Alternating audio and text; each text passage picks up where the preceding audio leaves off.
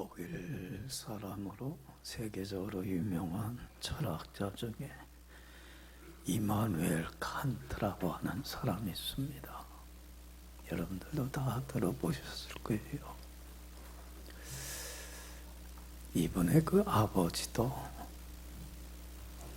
칸트만큼 유명한 철학자는 아니지만 참 훌륭한 철학자입니다.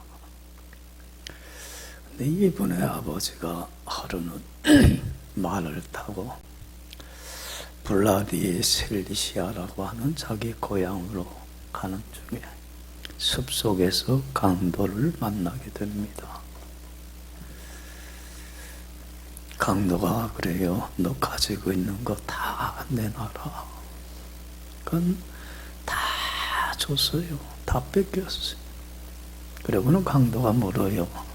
너 가지고 있는 거 전부냐 이게? 그러니까 예, 전부입니다. 정말 거짓말 아니냐? 예, 거짓말 아닙니다. 제게 있는 거 다 줬습니다. 그렇게 얘기를 하니까 강도가 이제 너 가라 그래. 그래도 목숨만은 구한 게 좋아서 그냥 달려서 도망질하는데 이 옷자락이 무거워요. 덜렁덜렁해. 그래서 뭔가 보니까 금덩어리가 들어있는 거라. 그러니까 떠날 때에 그 귀한 금덩어리 잃어버리지 않으려고 옷소매다 넣고 꼬매놓은 거야. 보통 사람 같으면은 불행 중 다행이라. 금덩어리는 뺏겼어, 안 뺏겼어? 다행이 안 다행이? 얼마나, 야, 다행이다. 금덩어리는 내가 이렇게 숨겨놔서 안 잊어버렸구나. 좋아할 텐데, 이 사람은 그러질 않아. 양심의 가책을 느껴. 너희 가지고 있는 거 전부냐? 강도가 물어볼 때 뭐라 그랬어요? 다라고 했는데, 전부라고 했는데, 강도들한테 거짓말했어, 안 했어요? 했어요, 안 했어요? 정직하고 진실하지 못했걸라.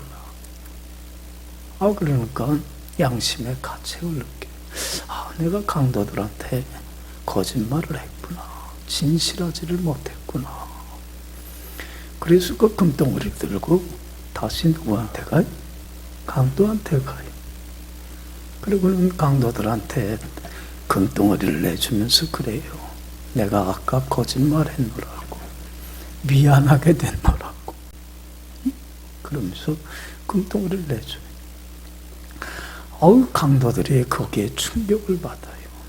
우리는 뭐 하는 사람들인데 남의 거 도둑질하고 빼앗는 못된 짓을 하고 살고 있는데 어떻게 이 사람은 이렇게 정직하고 이렇게 진실할 수 있느냐는 얘기. 오히려 강도들이 거기에 충격을 받아갖고 이렇게 진실한 사람의 것 우리는 빼앗을 수 없다. 그리고는 빼앗은 것 다 그냥 돌려줘요. 그리고 강도들도 자기들의 잘못된 삶 뉘우치고 개가천선을 했다는 얘기예요. 여러분들, 임마누엘 칸트 아버지의 이야기를 들으면서 여러분들은 무슨 생각이 듭니까? 이 아버지에 대해서 여러분들은 어떤 사람이라고 생각이 듭니까?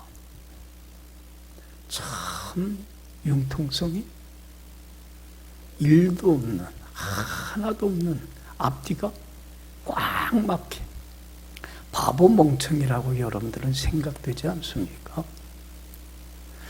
아니면 참 사람이 정직하고 진실하다. 나도 이런 사람처럼 참 진실한 삶을 살고 싶다는 마음이 듭니까? 여러분들, 우리 예수 믿는 사람들이 가질 수 있는 가장 귀한 보물, 가장 큰 재산은 뭡니까? 다른 거 아니에요. 하나님 앞에서 어떤 삶 사는 거예요? 정직하고, 진실하고, 깨끗하고, 하나님 앞에 우리 모든 삶을 감찰하고 계시고 보고 계시는 하나님 앞에 어떤 삶?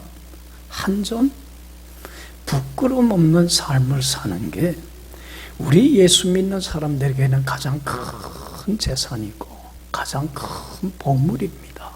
할렐루야. 그렇잖아요. 왜 그래요? 왜 이게 가장 큰 보물입니까? 하나님 앞에 한 점 부끄럼 없이 깨끗하게 사는 삶을 하나님은 사랑하시고, 그리고 이러한 사람을 하나님은 귀하게 쓰시고, 그리고 이러한 사람에게 한없는 은혜와 축복으로 채워주시기 때문에 그렇습니다. 할렐루야. 한마디로 우리 하나님은 어떤 하나님이시냐면, 하나님의 성경을 통해서 자신을 얘기를 해주셔요. 나는 이런 존재다. 하나님은 어떤 분이십니까? 거룩하신 하나님이십니다. 조그만 흠도 티도 없는 깨끗하신 하나님이십니다. 그렇기 때문에 하나님은 거룩한 하나님 자녀된 우리가 누구의 성품을 담기를 원합니까? 하나님의 성품을 담기를 원합니다. 그래서 성경을 통해서는 늘 말씀하시는 게 뭐냐면, 내가 거룩한 것처럼 너희도 어떻게 했으면 좋겠다? 거룩했으면 좋겠다. 경건했으면 참 좋겠다. 이게 하나님이 우리에게 제일 바라는 간절한 바람입니다.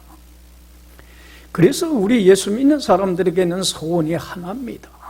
세상 사람들은 돈 많이 벌고 출세하고 뭐 이런 것 꿈을 가지고 살지만, 우리들에게 가장 간절한 바람, 소원, 꿈은 하나입니다. 하나님이 제일 바라는 대로 어떤 사람 되는 거예요? 하나님 앞에 한 점 부끄럼 없는 삶 살아가는 거예요. 말하는 것이나 생각하는 것이나 행동하는 것 중에 하나님 앞에 참 부끄럽고 더러운 것들이 우리 많습니까? 많습니까? 참 많아요. 그런데 이러한 모든 삶을 청산하고 참 나를 부르신 거룩한 하나님처럼 모든 행실에 거룩한 삶을 사는 겁니다. 그래서 가정에서든지 직장에서든지 교회에서든지 어느 곳에 가든지 누구를 만나든지 간에 하나님 앞에 한 점 부끄럼 없이 정직하고 바르고 진실하고 깨끗하고 참 올바른 삶을 살아가서 하나님을 기쁘게 해드리는 게 우리의 삶의 가장 큰 소원이 되어야 할 줄로 믿습니다. 하나님은 이런 마음의 중심을, 여러분들 이 세상에 온전한 사람이 어디 있겠습니까? 그렇잖아요. 완전한 의인이 어디 있고 완전한 성자가 어디 있겠습니까? 다 우리는 허물이 있고 하나님 앞에 다 부끄럽고 더럽고 추한 존재일 뿐입니다. 그럼에도 불구하고 나 같은 자를 하나님의 거룩한 자녀로 삼아주신 주님의 보혈의 피로 모든 허물을 사하여 주시고 거룩한 자녀 삼아주신 그 은혜에 감사하면서 이제는 이 은혜가 헛되지 않도록 하나님 앞에 어떤 삶 살기를, 거룩한 삶 살기를, 하나님 앞에 흠없는 삶을 살기를 간절히 갈구하며 살아가는 이러한 마음의 중심을, 열정을 가지고 있는 사람을 주님은 기뻐하시고 반드시 이런 사람을 귀히 쓰시고 축복해 주십니다.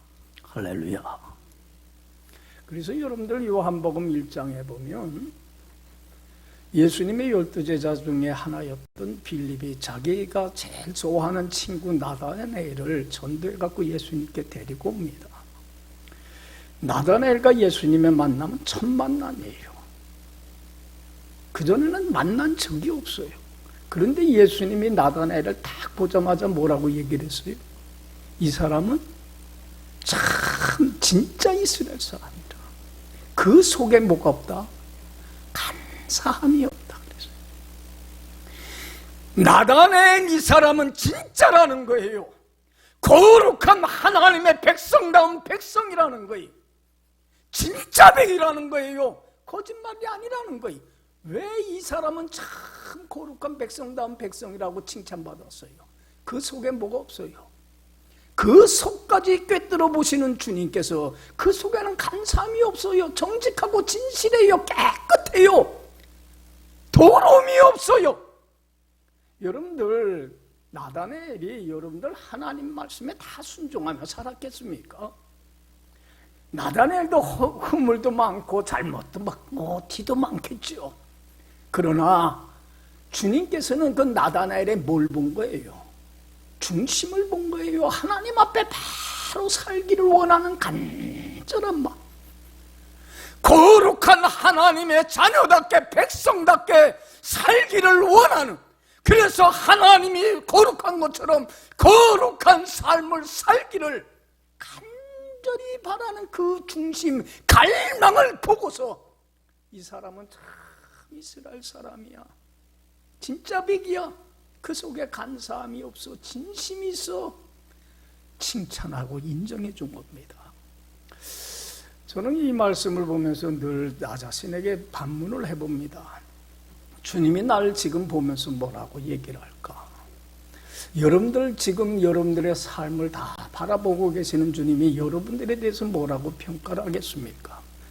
이야, 참 신자다운 신자구나, 야 진짜 배구나, 참 너는 중심에 그래도 세상 사람들과 같이 다른 헛된 꿈, 허황된 꿈을 꾸지 않고 그 나 같은 죄인을 주님의 보혈의 피로 거룩하게 하신 하나님의 은혜에 감사하며 바르고 참되고 진실한 삶을 살려고 하는 그 중심, 참 이스라엘 사람이구나, 그렇게 칭찬해 줄 것 같습니까? 아니면 왜 넌 그렇게밖에 못 사냐, 아직도 그렇게밖에 못 사냐고 책망하고 꾸짖을 것 같습니까?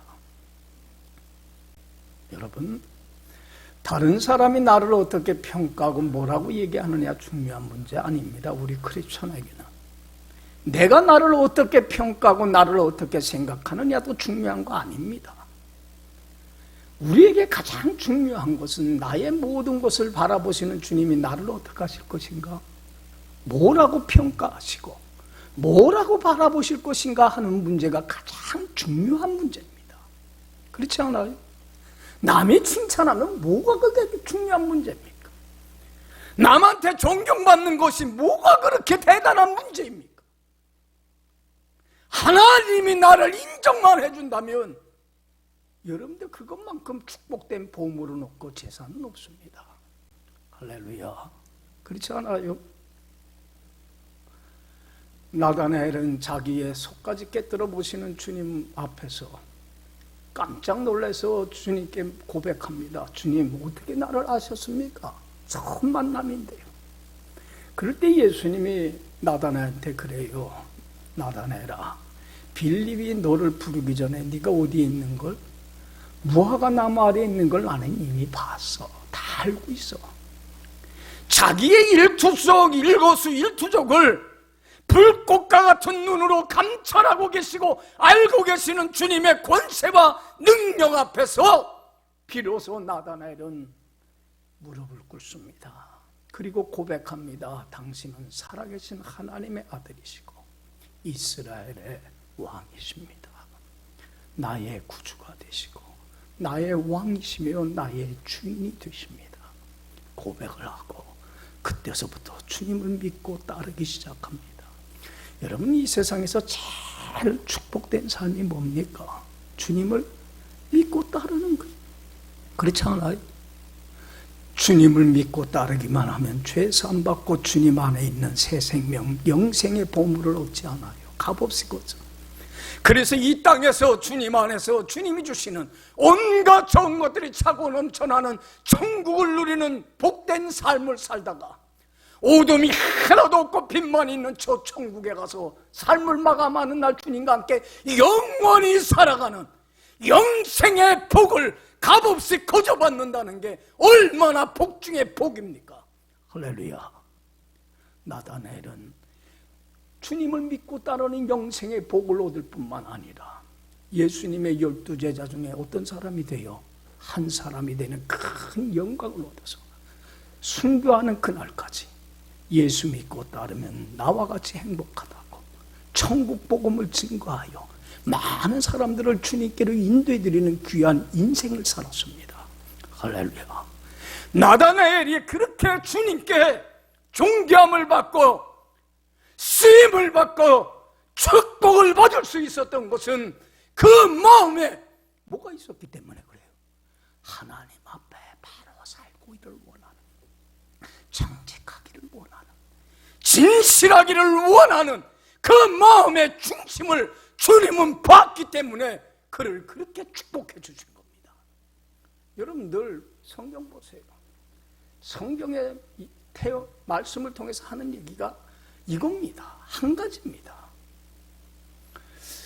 그래서 여러분들 디모데후서 2장 20절에 하나님께서 말씀을 합니다. 야, 부잣집에는 여러 종류의 그릇이 있어.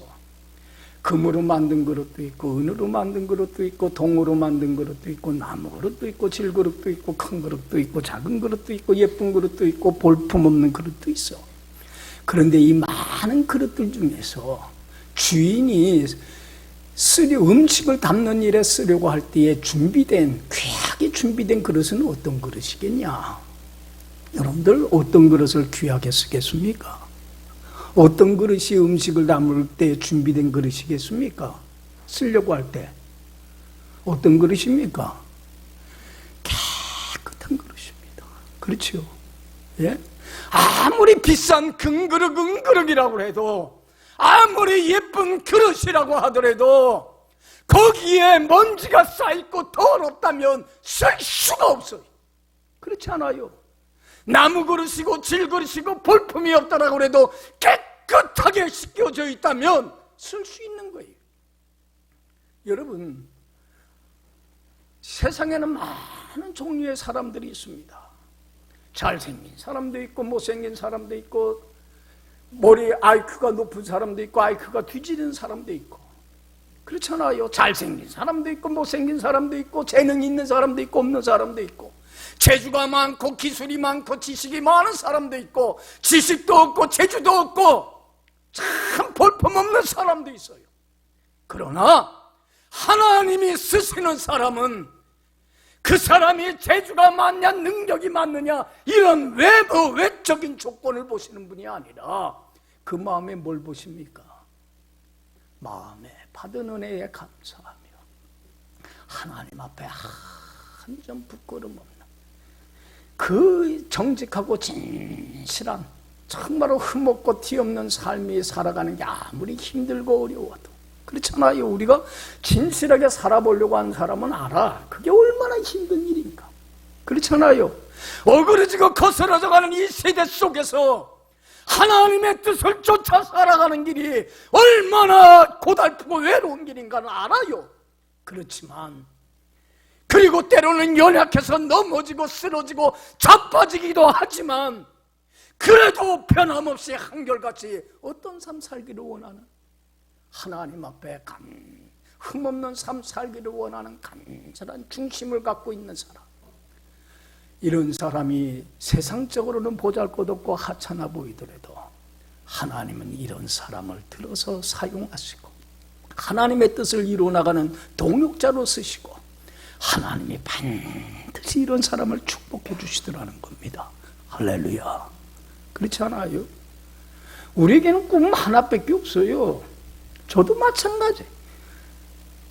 평생 저의 소원은 하나예요. 다른 거 없어요. 하나님 앞에 바로 살고 싶습니다. 진실하게 원합니다. 때로는 연약해서 넘어지고 쓰러지고 자빠지고 하나님 앞에 설 면목이 없을 때가 많지만, 그럼에도 불구하고 주님 천국 가는 그날까지 하나님 평안한 삶 살았으면 좋겠습니다. 이 바람 때문에 저도 늘 무릎 꿇고 기도합니다. 여러분, 하나님은 우리의 중심을 보십니다. 할렐루야.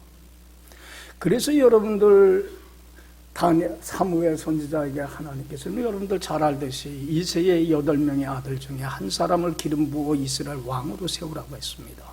누구라고 얘기는 안 해줬습니다. 사무엘이 이새의 집에 갔더니 8아들 중에 누굴 제일 먼저 봤어요?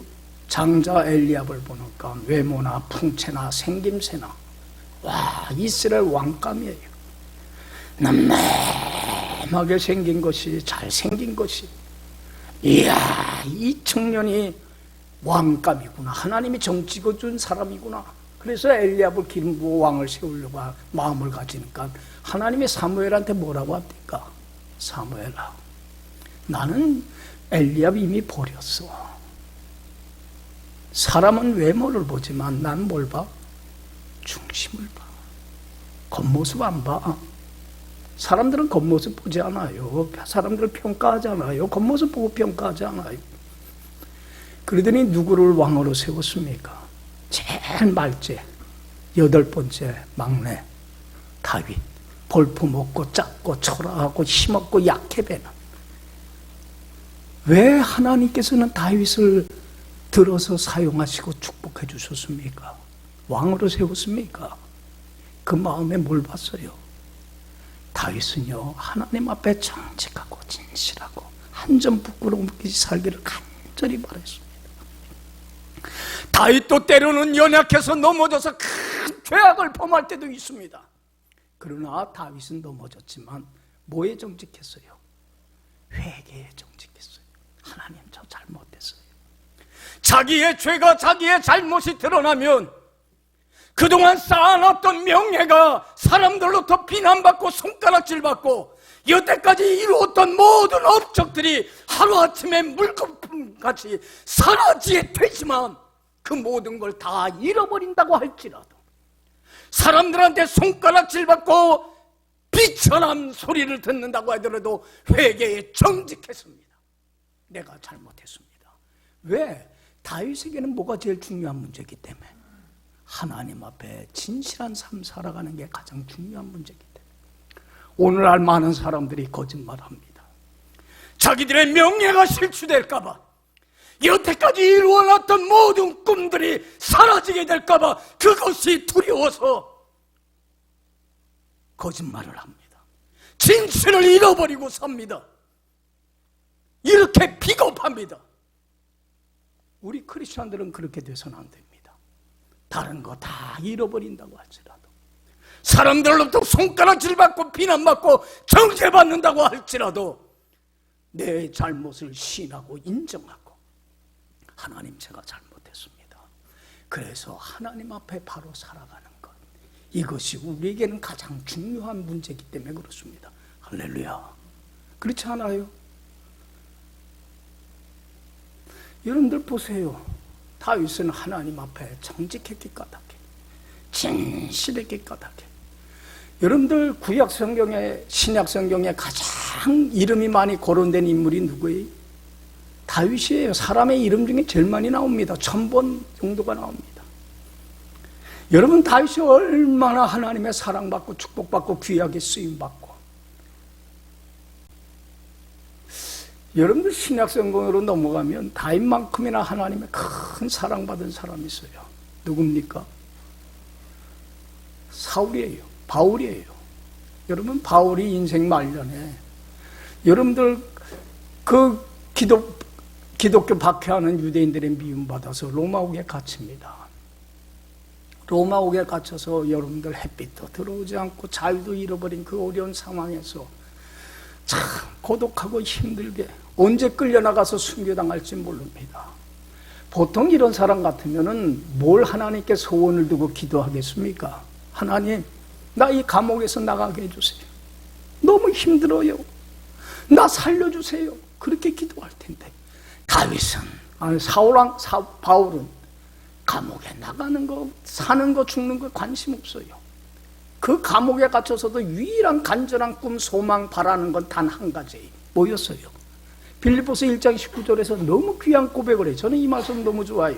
나의 가장 간절한 기대와 소망을 따라 아무 일에든지 부끄럽지 아니하고 오직 전과 같이 이제도 온전히 담대하여 죽든지 살든지 그리스도를 존귀케 하고 싶습니다. 내가 감옥에 갇히기 전까지도 하나님 앞에 한 점 부끄럼 없이 살아서 주님을 기쁘게 해드리는 삶을 살기 위하여 최선을 다한 것처럼, 내가 이 감옥에 갇혀서 죽는다 할지라도, 비록 살아나가지 못한다고 할지라도, 평생 여기에 갇혀 있는다고 할지라도, 이곳에서도 담대하게 하나님 앞에 한 점 부끄럼 없이 정직하고 진실하게 믿음 지키면서 하나님을 존귀케 하기를 원합니다. 이게 평생 소원이었어요. 이 꿈을 향하여 이 꿈을 이루었다고 생각하지 않았습니다.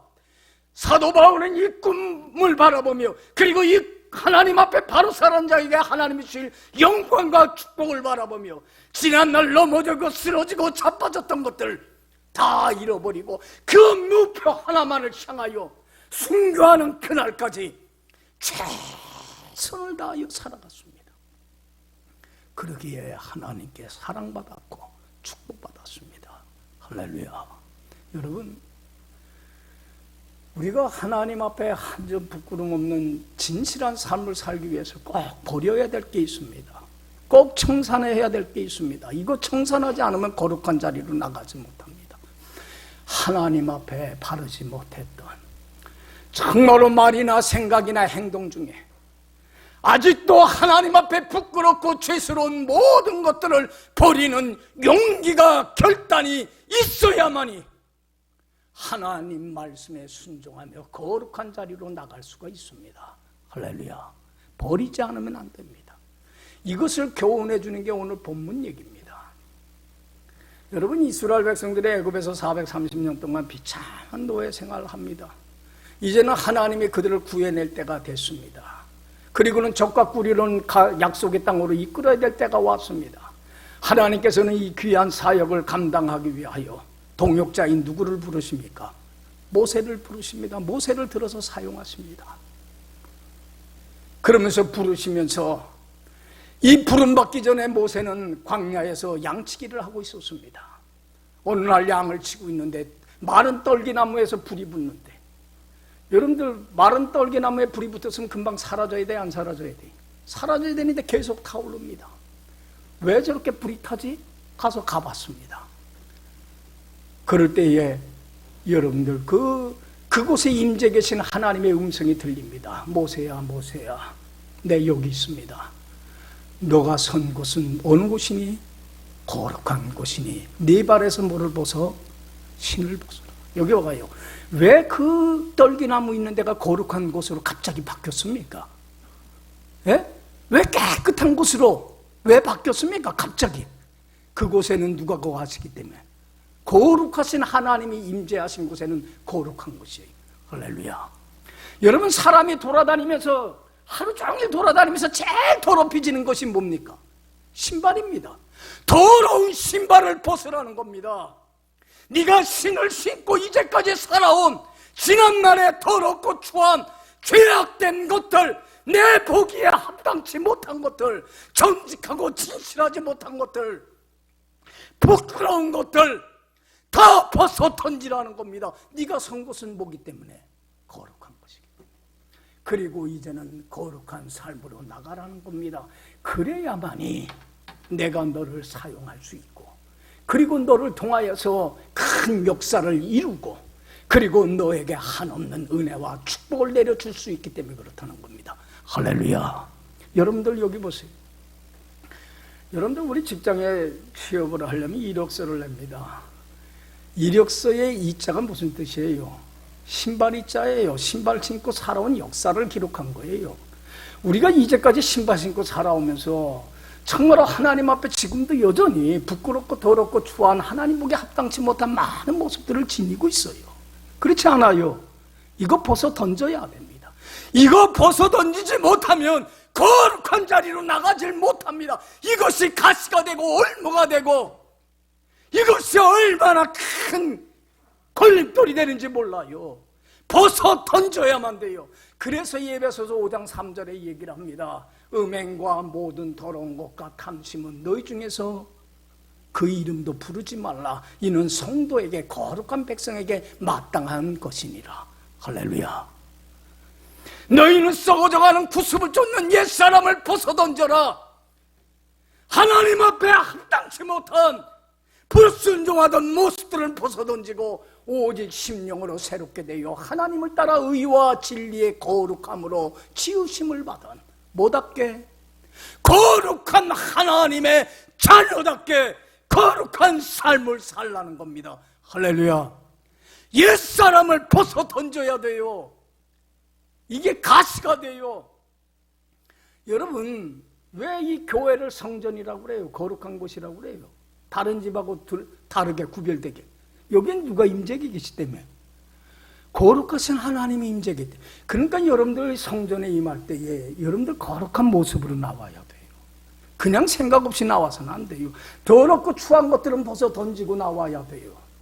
여러분, 우리 몸은 뭐예요? 하나님이 계시는 성전이에요.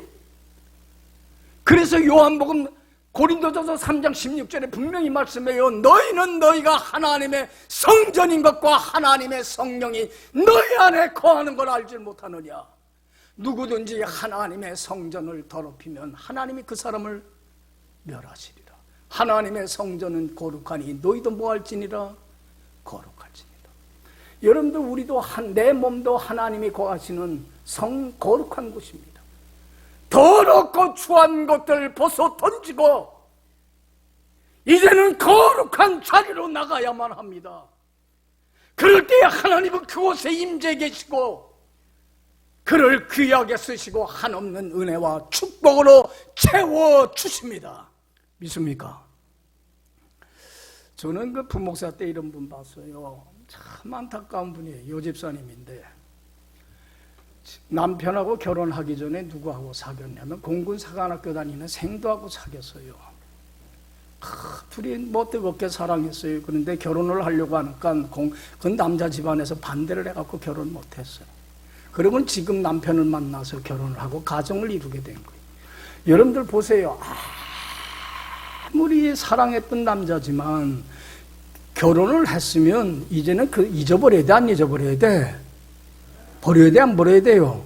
아무리 사랑했더라도 과거에 있는 벗어야죠. 그리고 지금 남편을 사랑해야 되잖아요. 그런데 그러질 못하는 거예요. 비행기만 날아가면 무슨 생각해? 저기 공구상에 나 사귀었던 남자가 비행사가 돼서 저 비행기 타고 가는 거 아닙니까? 그러니 남편이 좋아하겠어요? 안 좋아하겠어요? 안 좋아하지요. 예? 그렇잖아요. 부부가 하나가 안 돼요. 그렇게 힘들고 고달프게 마지못해 억지로 부부 생활해요. 아무리 내가 사랑했던 것들이라도 하나님 보기에 합당치 못한 건 벗어 던져야 되잖아요. 그리고 주님을 사랑하며 주님을 섬기는 데 최선을 다할 때에 거룩한 자리로 나가는 거예요. 할렐루야. 그렇잖아요. 여러분, 신발을 벗지 않고서는 더럽고 추한 것 벗어 던지지 않고서는 거룩한 자리로 나가지를 못합니다. 여러분들 보세요. 하나님 앞에 참 한 점 부끄럼 없이 거룩하고 진실하고 깨끗하고 어느 곳에서 무엇을 하든지 바르고 참되고 진실하게 살아가는 게 쉽습니까? 어렵습니까? 어려워요? 쉬워요? 어려워요. 어려워요. 여러분들, 우리 기독교는 순교의 피의 역사입니다. 우리 믿음의 선배들 보세요. 12제자나 다른 믿음의 선배들 보세요. 다 어떻게 했어요? 피 흘려 순교했습니다. 순교의 피 위에 교회는 세워진 겁니다. 여러분, 순교자가 없었더라면 우리 이 교회는 세워지지 않습니다. 무너져 버리고 맙니다. 왜 우리 믿음의 선배들이 순교했습니까? 하나님 앞에 한 점 부끄럼 없는 정직하고 진실한 삶을 살려고 하다 보니까 불의와 타협할 수가 없었고 불의 앞에 무릎을 꿇을 수 없었기 까닭에 하나님 앞에 부끄럼 없는 삶을 살아가기에 신앙의 지조와 절개를 지켜야 하기에 죽음 앞에서도 두려워하지 않고 불의와 타협하지 않고 하나님 앞에 한 점 부끄럼 없는 삶 살기를 갈망했기 까닭에 자기의 목숨까지도 내놓을 수 있었던 겁니다. 할렐루야. 이 순교자가 없었더라면 이 교회는 어떻게 됐겠습니까?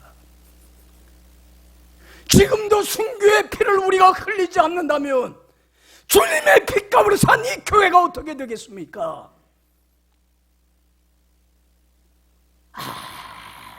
무능력한 교회가 될 수밖에 없습니다.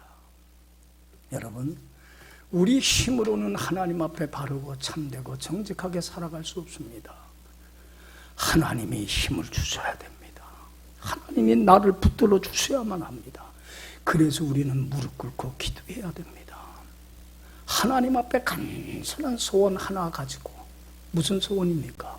하나님 앞에 어떤 삶? 천국 가는 그날까지, 죽는 그날까지 하늘을 우러러 한 점 부끄럼 없는 삶 살기를 원합니다. 조그만 풍파와 시련 속에서도 흔들리고 요동치는 나의 나약함을 가지고 주님 앞에 나옵니다. 주님, 진실하게 해주세요. 소원을 빌고 갈구할 때 주님은 능히 하게 해 주십니다. 믿습니까? 그래서 여러분들 하나님 앞에 경건한 삶을 살아서 참 사랑받고 크게 쓰임받은 아굴이라는 사람이 잠언 30장의 7절 8절에 평생 두 가지 소원 놓고 기도했습니다. 하나님 앞에 나와서 기도한 제목이 뭐였습니까? 집에 가서 한번 보세요. 참 멋있어요. 이야, 기도도 이렇게 하는 거구나. 저도 배웠어요. 아굴을 통해서. 두 가지 평생 놓고 기도한 게 뭐였어요? 하나님, 나 죽기 전에, 내 생전에 나 이 기도 제목 소원 들어주세요. 하나는 뭐였습니까? 허탄과 거짓말을 내게서 멀리 해주세요. 하나님 앞에 한 점 부끄럼 없고 정직하고 진실한 삶 살기를 원합니다. 그래서 하나님이 거룩한 것처럼 나도 거룩하기를 원합니다. 그게 평생 소원이었고, 두 번째 제목이 뭐였습니까? 하나님, 나 부하게도 마옵시고 부자가 되게 하지 마세요. 가난하게 해주지 마세요. 오직 필요한 양식으로 하루하루 자족하며 만족하며 살게 해주세요. 왜? 욕심이라는 게 재물에 대한 탐욕이 하나님 앞에 바르고 정직하고 진실한 삶을 살지 못하게 하는 가장 큰 가시가 되고 얼무가 되고 걸림돌이 되는 걸 알기 때문에 탐욕을 버리게 해주세요.